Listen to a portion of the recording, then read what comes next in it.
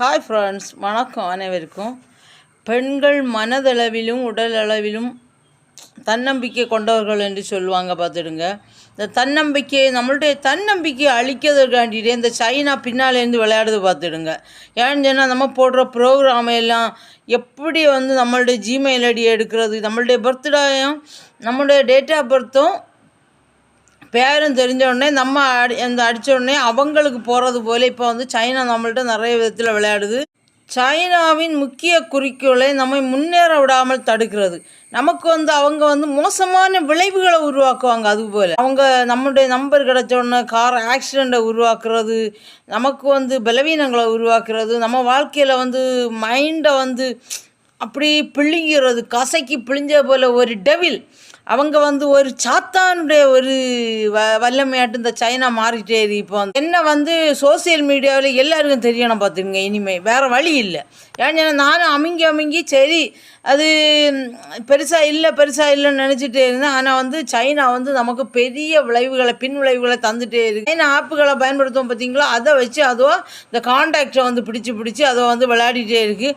ரொம்ப மனசு கஷ்டமாக இருக்குது. நம்ம இப்போ ஒரு கஷ்டப்பட்டு தான் நம்ம எல்லாருமே முன்னேற இந்த சோசியல் மீடியாவில் வரோம்.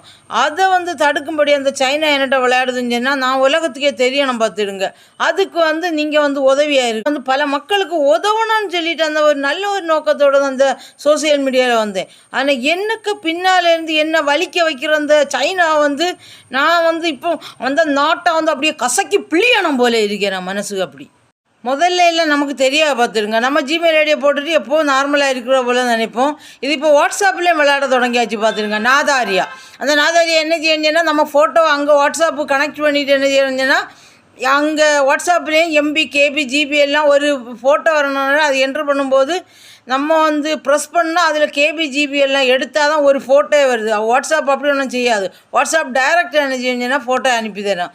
சைனா ரொம்ப தொந்தரவு தந்துட்டே இருக்கு. பார்த்துடுங்க, இதை தட்டி கேட்க ஆள் இல்லாமல் இருக்கிறதாக பெரிய கஷ்டம். மோடிஜி என்ன செய்தார், இந்த ஃபோன் நம்பரை கூட எல்லா டீட்டெயில்ஸையும் ஆட் பண்ணார். இப்போ ஃபோன் நம்பர் தெரிஞ்சோன்னா சைனாக்காரங்க என்ன செய்யணும்னா, சைனாக்காரங்க என்ன செய்கிறாங்கன்னா நம்ம ஜிமெயில் ஐடியை கூட விளையாடியாங்க அந்த டீட்டெயில்ஸை எடுத்து வச்சு.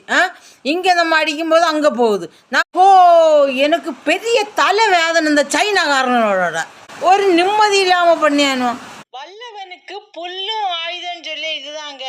நம்ம இவ்வளவுதான் ஸ்டெப் பை ஸ்டெப்பாக கண்டுபிடிச்சி கடைசி இப்போ கூகுளில் தேடும்போது என்ன செய்யுது பாருங்க, சோலை செல்வி 36 எங்கே இருக்குது, யாரெல்லாம் இங்கே ஆடாக இருக்கான்னு பாருங்க. இந்த இவங்க எல்லாம் ஏன் இப்படி பண்ணுறாங்கன்னு தான் எனக்கு பயங்கர கஷ்டம். பார்த்துடுங்க, இவங்க எல்லாம் நமக்கு ஒரு 10 கோடி ரூபாயெങ്കിലും அபராதம் தரணும். பார்த்துடுங்க, நான் 2-3 வருஷமாக பயங்கர மன உளைச்சலுக்கு ஆளாகிருக்கேன் இந்த சைனாவால். யூடியூப்பில் வியூஸு குறையுது, வாட்ச் ஹவர்ஸ் குறையுதுன்னு சொல்லி கவலைப்பட்டீங்க இல்லையா? இப்போ புரியுதா எதனால வாட்ச் ஹவர்ஸ் குறையுதுன்னு? இந்த எனக்கு 350 முதல்ல இருந்து, அடுத்து 256 ஆச்சு, அடுத்து 243, 240, அடுத்து 228 மாறிடு பாருங்க. இப்போ உங்களுக்கு புரிஞ்சிருக்கோன்னு நினைக்கிறேன் ஏன் வாட்ச் ஹவர்ஸ் குறையுதுன்னு. ஒய்டி ஸ்டுடியோ எந்த விதத்திலும் இதுக்கு காரணம் இல்லை என்பது இதில் கன்ஃபார்ம் ஆச்சு. Your security code with Padma changed, your security code with Shobha changed, இப்படியெல்லாம் மெசேஜ் வரும். பார்த்துடுங்க அதில் வாட்ஸ்அப்பில்.